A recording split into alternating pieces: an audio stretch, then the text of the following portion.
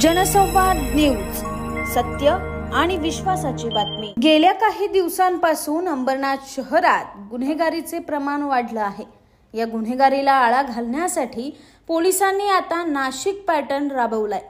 2 दिवसापूर्वी अंबरनाथ शहरात 8 ते 9 जणांच्या टोळक्यांनी एका दिवसात 3 जणांवर प्राणघातक हल्ला करून शहरात दहशत माजवली होती। या गुन्ह्यातील आरोपींची आज पोलिसांनी शहरातून धिंड काढली आहे। तसेच या आरोपींकडून ठाणे जिल्हा कायद्याचा बालेकिल्ला हे घोषवाक्य वदवून घेतलं। त्यामुळे आता ठाणे जिल्ह्यातही कायदा आणि सुव्यवस्था राखण्यासाठी नाशिक पॅटर्न राबवला जाणार असल्याची चर्चा सध्या शहरात सुरू आहे।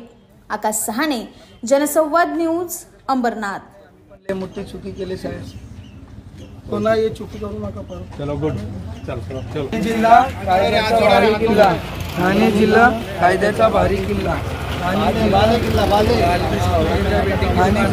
कायद्याचा भारी किल्ला। बोला चूक झाली, याच्या पुढे काही चूक होणार नाही आणि कोणी दुसरा पण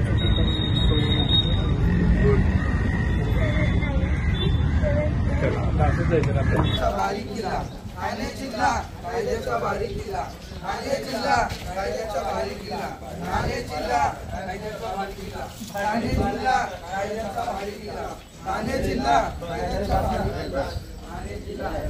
जनसंवाद न्यूज, सत्य आणि विश्वासाची बातमी। आजच सबस्क्राइब करून बेल आयकॉनला क्लिक करा आणि पहा ताज्या घडामोडींचा अचूक अंदाज आपल्या मोबाईलवर।